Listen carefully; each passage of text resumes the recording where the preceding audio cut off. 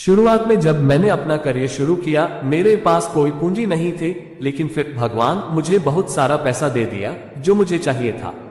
और मेरे पिता भी बहुत बहुत मुखर थे कि इस बात में कोई दिलचस्पी नहीं है कि मैं कितना अमीर था, लेकिन मैं कितना देता हूँ। तो अनिवार्य रूप से मैं यह दो चीजों से प्रेरित था। यह तथ्य कि मेरे पिता ने मुझे पढ़ाया और सिखाया बहुत जोर दिया, और इस बात पर ध्यान केंद्रित नहीं किया कि मैं कितना कमाता हूँ, लेकिन मैं कितना देता हूँ। दूसरा, मेरे पास जितना पैसा था उससे मैं बहुत सहज था। बाद में जीवन में, विशेष रूप से एक बार जब मैं 50 के चरण को पार कर लेता हूँ, मुझे लगने लगा कि यह सारी दौलत किस लिए है, क्या उद्देश्य है, मेरे लिए इसका क्या अर्थ है। आप जानते हैं, धन में 5 अच्छी चीजें होती हैं।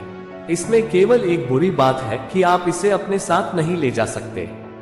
तो फिर मैंने सोचा कि मैं इस दौलत का क्या करूं, और फिर मैंने जॉन रॉकवेल के जीवन से पढ़ा।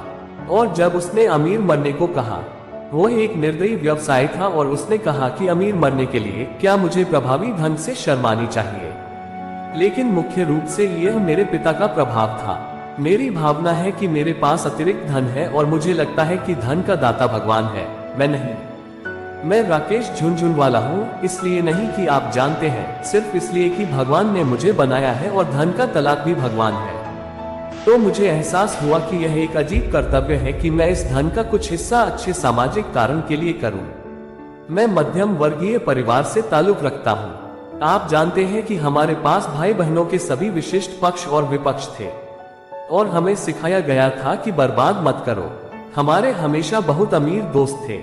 मैं स्कूल गया जहां मेरे साथी छात्र थे जो मुझसे कहीं ज्यादा अमीर थे, लेकिन मेरे पिता ने मुझे सिखाया कि जो कुछ हमारे पास है और जो हमारे पास नहीं है, उसके लिए हम हमेशा आकांक्षा कर सकते हैं, लेकिन जो हमारे पास है उससे हमें कभी ईर्ष्या नहीं करनी चाहिए। इसलिए मुझे लगता है कि ईर्ष्या को छोड़ना मेरे लिए एक बहुत अच्छी सीख थी।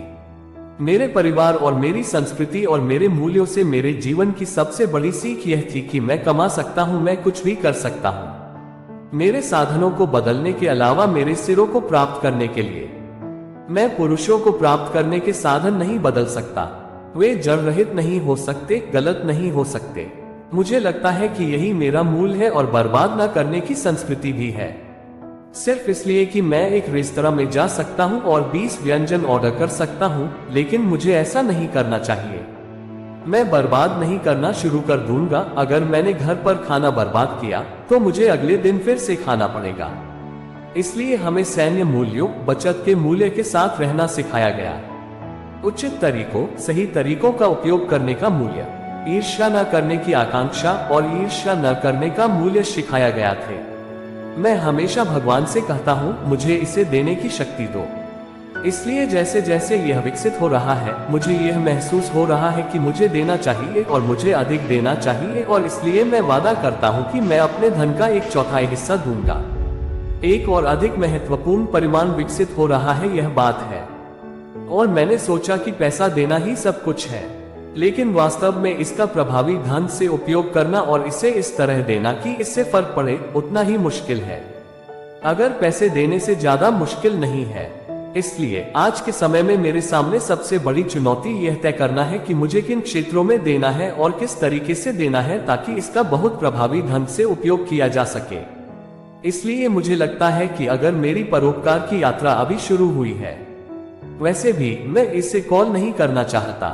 घटना एक दान है, यह एक कर्तव्य है। परोपकार एक बहुत बहुत बड़ा है, और इसलिए मुझे नहीं लगता कि मैं अभी भी विशेषण के लायक हूँ। अगर मैं अपने कार्यों को उनकी योजना के अनुसार करता हूँ तो मुझे लगता है कि मैं करूँगा।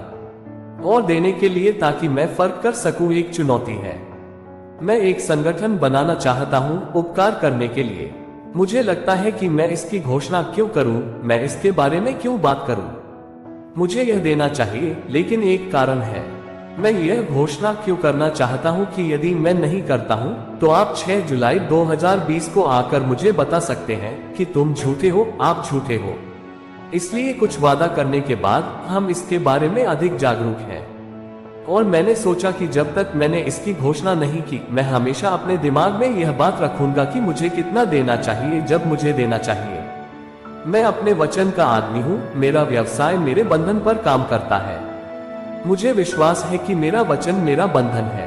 इसलिए मैंने घोषणा की, और इसलिए मैं खुद को याद दिलाने के लिए इसे दोहराने के लिए दोहराता रहता हूँ कि मुझे यह पैसा देना है और इसे पाने की दिशा में आर्थिक रूप से काम करना है, और मानसिक रूप से अपना मन बना लेता हूँ कि मेरे पास यह नहीं है। यंग ऑडियो के इस एपिसोड को सुनकर आपके समय के लिए धन्यवाद। हमसे जुड़ने के लिए लाइक और सब्सक्राइब करें।